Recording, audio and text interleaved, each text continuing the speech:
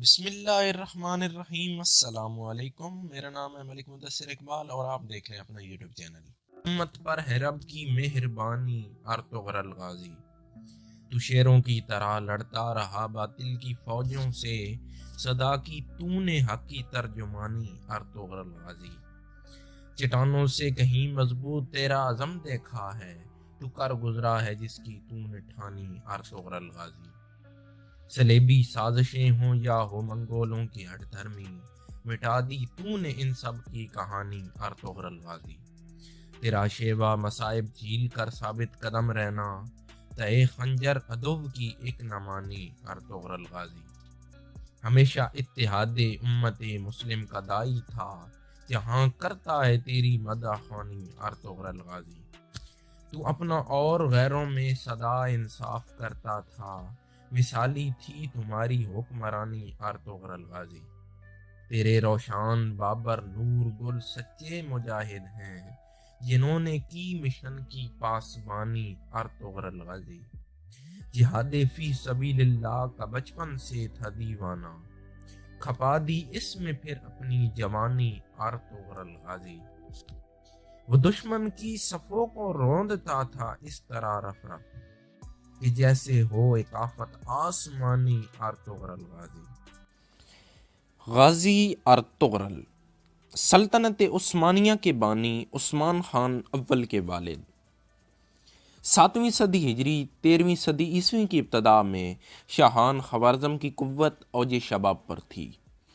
وہ ایران و خراسان اور شام و عراق میں آل سلجوق کے بیشتر مقبوضات پر قابض ہو چکے تھے اور ایشیا کی تمام اسلامی سلطنتوں کو فتح کر لینا چاہتے تھے، لیکن عین اس وقت جب وہ اس حوصلے کی تکمیل کے لیے تیار ہو رہے تھے، چنگیز خانی طوفان اپنی تمام تر ہولناکیوں کے ساتھ اٹھا اور سلطنت خوارزم کو پاش پاش کر ڈالا۔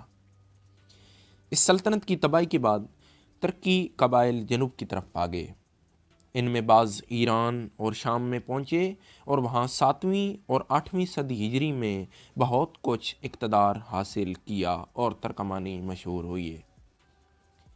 بعض جنوب کی طرف بڑھے اور مصر کے سلاطین مملوک سے مارکا آرا ہوئے۔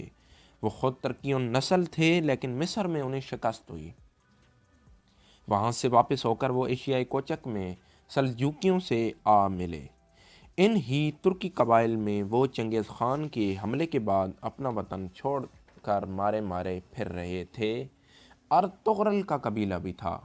یہ قبیلہ ترکان اوغوز کے قبیلے کائی کا ایک جزو تھا، جو ارطغرل کے والد سلیمان شاہ کی سرکردگی میں اپنے وطن خراسان کو چھوڑ کر مختلف ملکوں میں گھومتا ہوا شام کی طرف جا رہا تھا کہ اثناء راہ میں دریائے فرات کو عبور کرتے ہوئے سلیمان شاہ ڈوب کر وفات پا گئے۔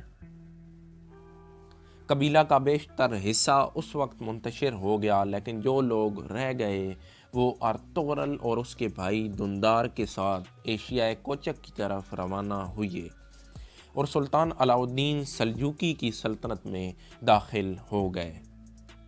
یہ جماعت جو صرف 420 گھرانوں پر مشتمل تھی، سلطان علاء الدین کی زیر سایہ پناہ لینے کے لیے پایہ تخت کونیا کی طرف جا رہی تھی کہ راستے میں انگورا کے قریب ارطغرل غازی کو 2 فوجیں مصروف جنگ نظر آئیں۔ وہ کسی فریق سے واقف نہ تھے، لیکن یہ دیکھ کر کہ ان میں سے ایک تعداد کے لحاظ سے کمزور اور دوسری قوی ہے، اپنے سواروں کے مختصر دستے کے ساتھ جن کی مجموعی تعداد صرف 444 تھی، کمزور فریق کی حمایت کے لیے بڑھے اور اس جانبازی سے حملہ آور ہوئے کہ دشمن کو میدان چھوڑ کر بھاگنا پڑا۔ فتح حاصل کرنے کے بعد انہیں معلوم ہوا کہ جس فریق کی انہوں نے یوں بر وقت مدد کی تھی وہ سلطان علاء الدین سلجوقی کی فوج تھی، جسے تاتاریوں کی ایک بڑی فوج نے گھیر رکھا تھا۔ ارطغرل غازی کے اس کارنامے کے صلے میں سلطان علاء الدین نے اسے سوغوت کا زرخیز علاقہ جو دریائے سکاریا کے بائیں جانب بازنطینی سرحد کے قریب واقع تھا جاگیر میں عطا کیا اور سوغوت کا شہر بھی انہیں دے دیا۔ اس علاقے میں ارطغرل اور ان کے ساتھیوں نے جو خراسان اور آرمینیا سے آئے تھے بود باش اختیار کی۔ علاؤالدین نے ارطغرل کو اس جاگیر کا سردار بھی مقرر کیا۔ چونکہ ارطغرل کی جاگیر بازنطینی سرحد سے متصل واقع تھی، اس لیے بازنطینی قلعہ سے اکثر جنگ کی نوبت آتی رہتی تھی۔ ارطغرل نے تھوڑے ہی دنوں میں اپنی شجاعت کا سکہ بٹھا دیا اور ان کی فتوحات کا یہ اثر ہوا کہ بہت سے ترکی قبائل جو ایشیائے کوچک میں پہلے سے آباد تھے ان کے ساتھ شامل ہوتے گئے اور ان کی لڑائیوں میں شریک ہو کر ساتھ دینے لگے۔ اس طرح ان کی قوت زور روز بروز بڑھتی گئی اور ان کا اقتدار گرد و پیش کے علاقوں میں قائم ہونے لگا۔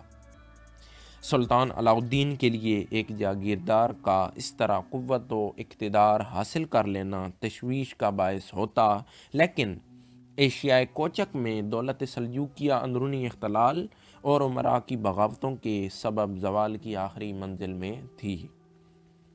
اگرچہ کونیا میں سلاجقہ روم کی قدیم شان و شوکت اب بھی نمایاں تھی، تاہم حکومت کا دائرہ بہت محدود رہ گیا تھا۔